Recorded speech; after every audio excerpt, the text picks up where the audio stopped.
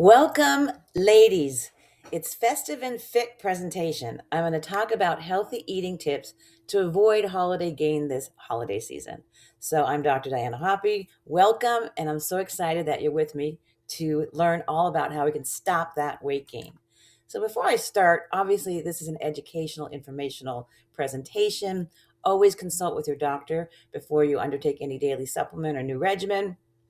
And these are just tips that you can consult with your physician or your provider so that we can keep you healthy during the holiday season. So, what we're going to learn today is first, we're going to start with what are the hormonal changes that happen and why is management so difficult during perimenopause and menopause. Then, we're going to talk about mindful eating strategies. And then, we're going to talk about staying active and managing stress. And then, we'll talk about the holidays and how it's better to really not gain the weight in the holiday season rather than January say, oh, screw it, I just messed up December, now I'm going to lose the weight in January. So we're going to have a pretty comprehensive presentation today. So buckle your seatbelts and let's go. Okay, so this is a secret weapon, so staying healthy and energized and fit during the holiday season. Once we understand hormonal changes and actually mindful eating practices, as well as managing stress and exercise, we can actually be festive and fit during the holiday season. So we can really enjoy the season without necessarily splurging, but still savoring what we're eating and how we're doing our activities and shopping and all that fun stuff. So let's talk again about what is perimenopause. And this is the 2 to 8 years prior to menopause. Very common symptoms are irregular periods, hot flashes and night sweats, sleep disturbances, mood swings, anxiety, vaginal dryness, and low libido. And those are just some of the symptoms. I have a symptom tracker sheet on my website, Amazing Over 40. So if you want to look at that symptom tracker sheet, you can get that on my website. So those are the main symptoms, but there's many other symptoms that can happen during perimenopause. So let's talk about how weight then affects it. So hormonal changes and weight management. Why is this so difficult during this time? And why do women actually gain weight during perimenopause and menopause?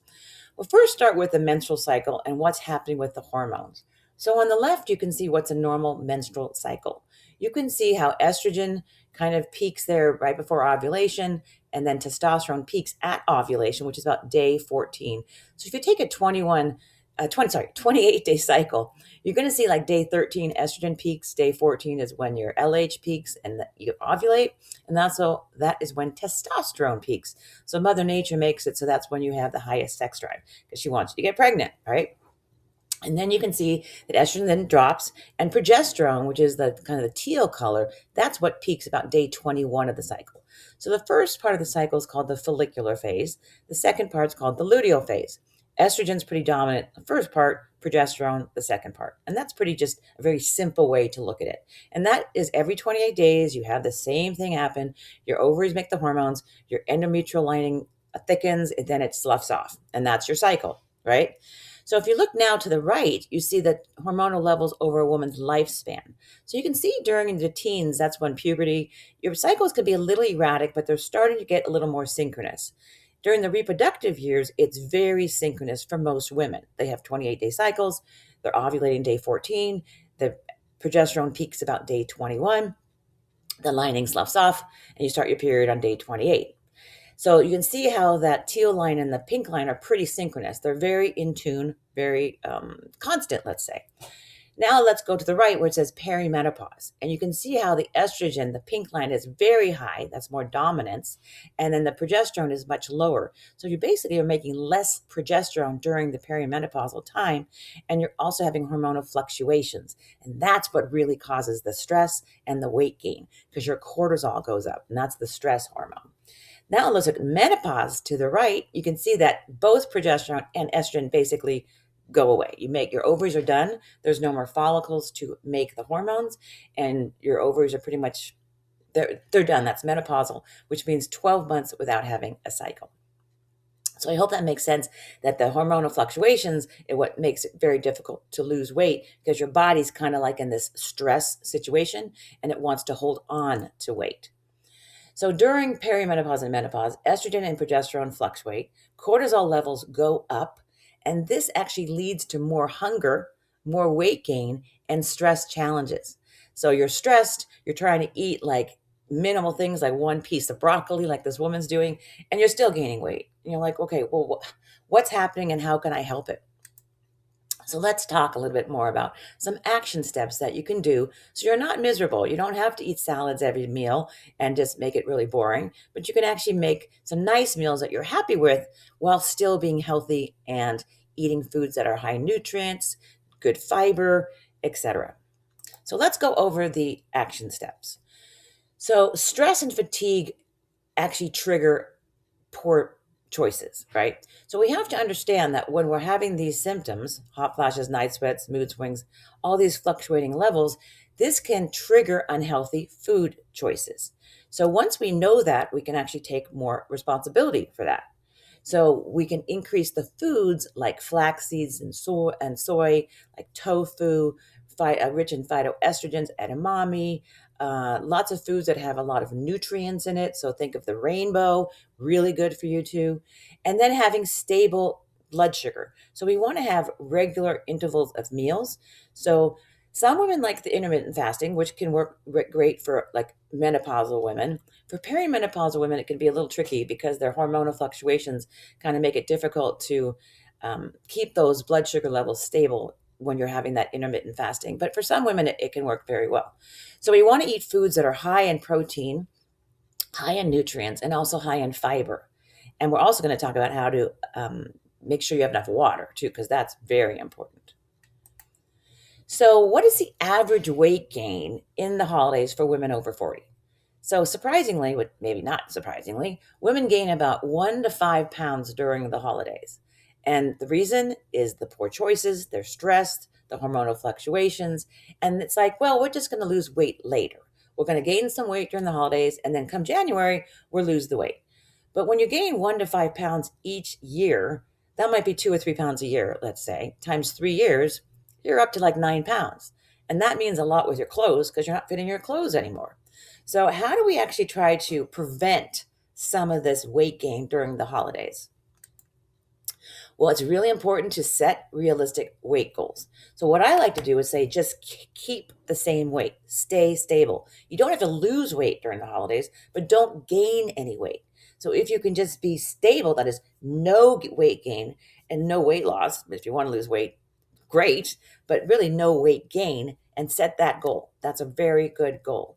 Weigh yourself weekly to stay on track so you make sure you're actually meeting that goal. You're not gaining any weight. And sleep is huge. Now, sometimes we go to the parties, we maybe drink too much, we can't sleep as well. And when we don't get good sleep, we really have a dysregulation of the hunger hormones. With poor sleep, we have more hunger, like less satiety. We want to eat and make poorer food choices.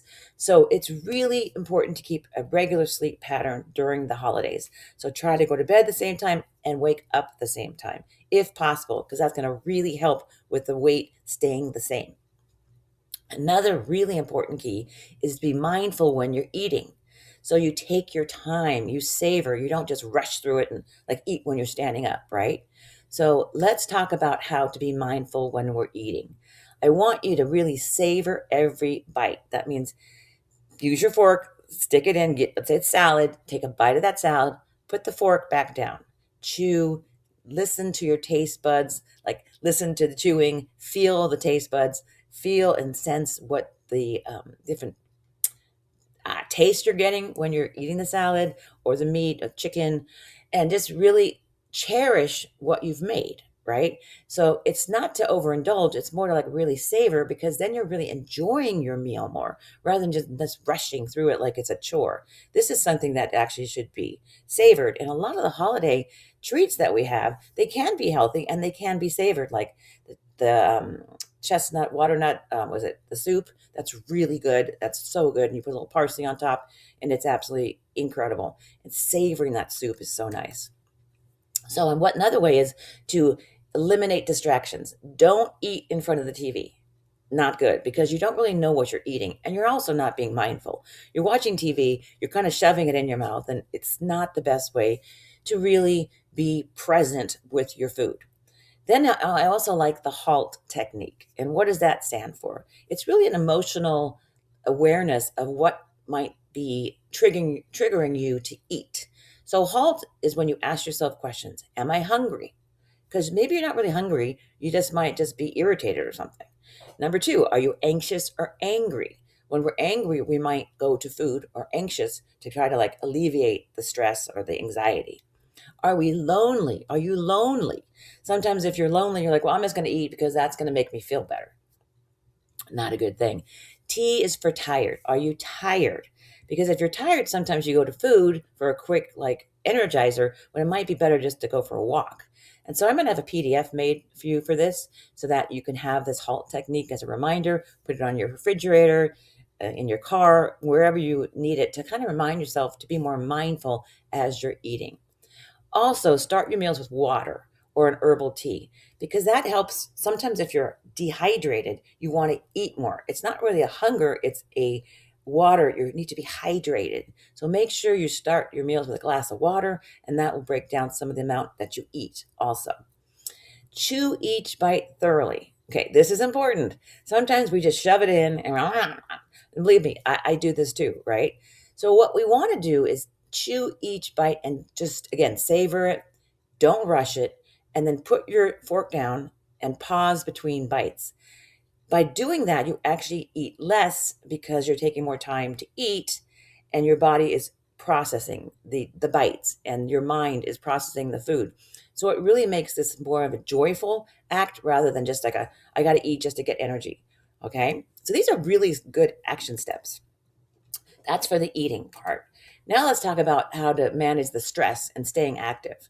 So one of the tips is get with a buddy, like a girlfriend, a neighbor, or like a group in your neighborhood. Maybe you do group workshops of different things like walks or a boot camp, or you have gyms in your garage and you do that with a friend.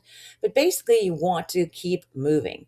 And what that does, it helps balance the cortisol. I talked how cortisol really goes up when you're not sleeping well, you're stressed, and the hormones are fluctuating. And that's just normal perimenopausal shifts. So your cortisol goes up, and that's what makes it so hard to lose weight. If we try to exercise, we will reduce the cortisol bursts, help stabilize the stress, and we actually will keep our weight more maintained. So very important, especially during the holidays, because we get to be somewhat more stressed, the pressure of the house, the gifts, the cooking, etc. So make sure you get out there and move. Take a brisk 10-minute walk after your meal. It's a great thing to do. A quick walk is great to just stabilize the blood sugar after, but you can also walk in the morning when you first get up, or put a walk at lunchtime, whatever way that you can get some exercise in there, because that's going to really help your stress levels and burn some calories. Also, you can have like a nice family activity, maybe a dance off or outdoor games, bring everyone together and boost the physical activity. Maybe take a walk around the neighborhood, look at the Christmas decorations, figure out which one you like the best, and then maybe give like a test or a challenge, which house has the best decorations. You all can walk around the neighborhood and make it kind of fun, right? And then definitely prioritize 30 minutes of exercise 3 times a week.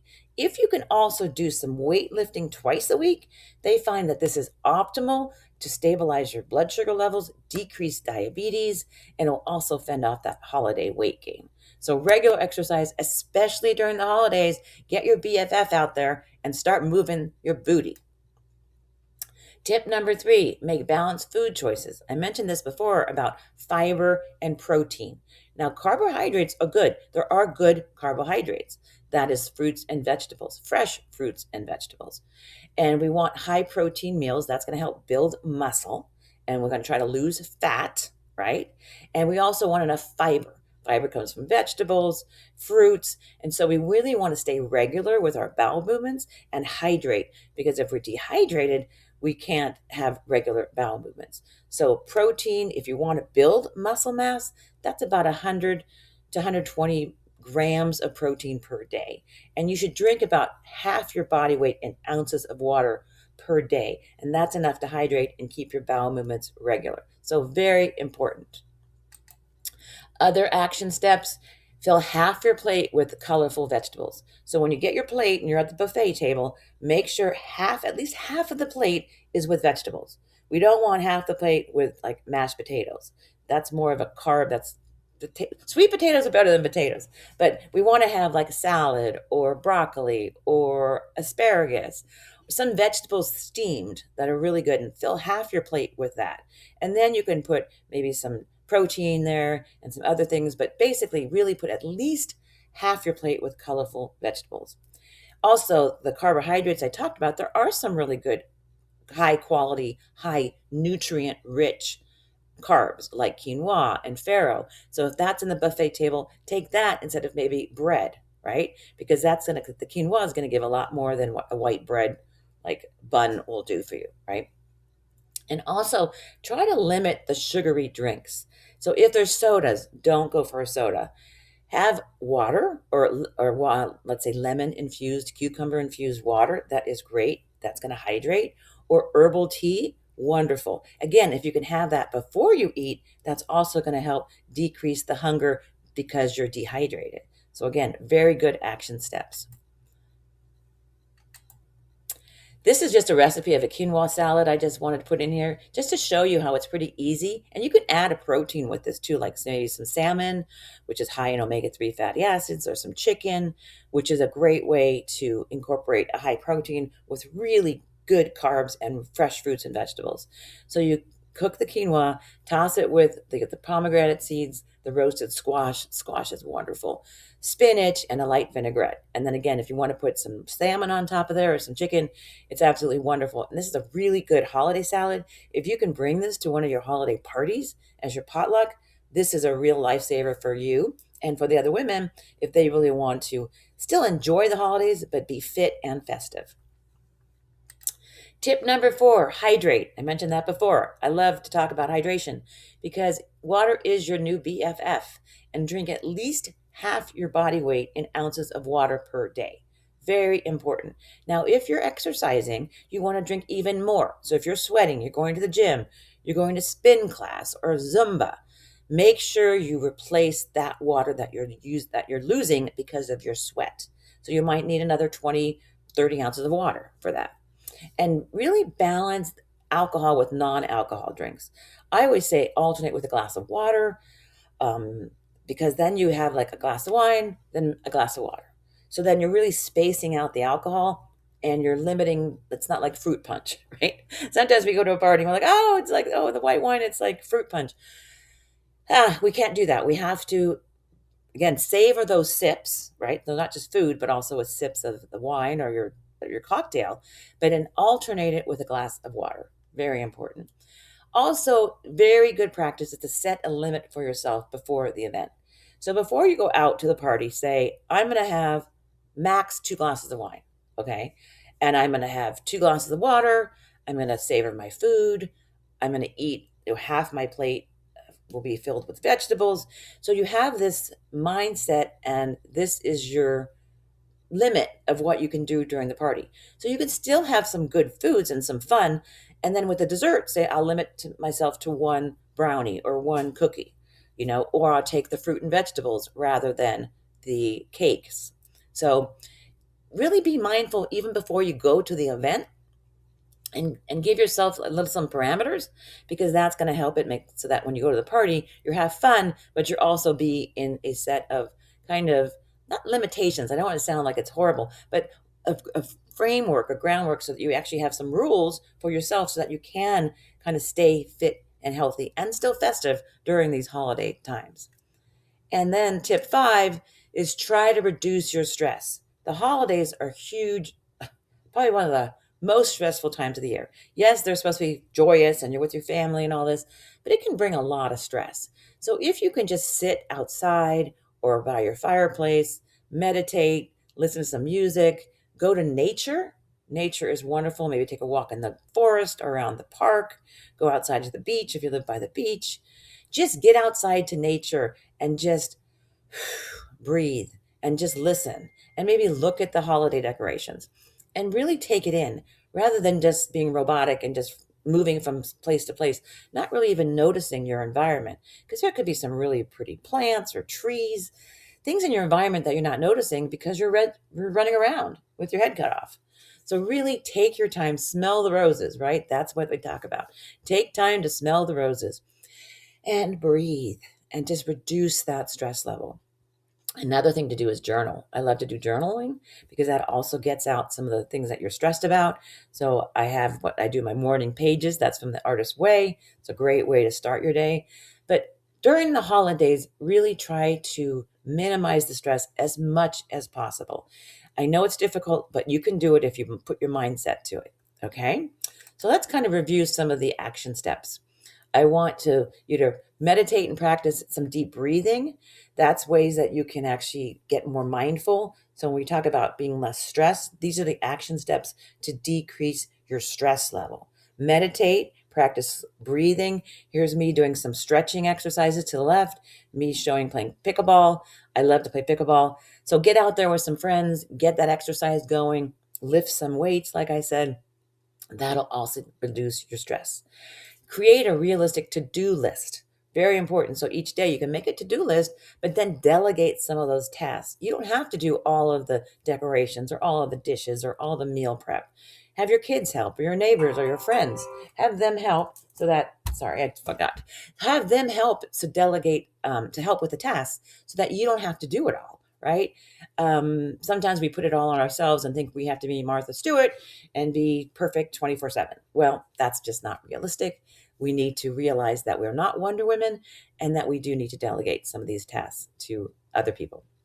Me time activities, very important. Put this in your calendar. Put it into each week. You're going to do maybe some yoga. You're going to get a massage. So every 2 weeks, I try to go for a massage. Definitely a deal breaker to keep my stress down. Go for a mani-pedi. I love doing that too. I just relax in the chair and just don't do anything. I just sit there and just breathe. Reading a nice book, going to nature and walking. All of these things are really good me activities. So make sure you put that into your calendar. Don't just say, oh, I'll fit it in somewhere. You need to write it in there and actually block a space of time for that, because otherwise it won't happen. Believe me, I've been there. And then play pickleball if you like pickleball. All right, ladies, I hope that you liked that presentation. I'm going to get some question and answers for you, and the main things that people ask me about. So the main thing is, well, how do you deal with the hormonal fluctuations during menopause? Eating can help, stress reduction can help, but also consult with your physician, because there might be ways with hormone therapy, bioidentical hormone therapy, etc., that will really help with the hormone fluctuations, which also will help your sleep and help you with the weight gain. I'm going to do a Facebook Live with the Q&A, so I'm not going to do much on this presentation because I want to keep our time together as limited as possible so that you can keep going back over this presentation and over again. And I want to make sure I thank you for joining me. And this is my little Rudy. Many of you have seen Rudy in a lot of my Facebook and Instagram posts, but I'm inviting each and every one of you that's listened to this Festive and Fit holiday guide to join my private Facebook group.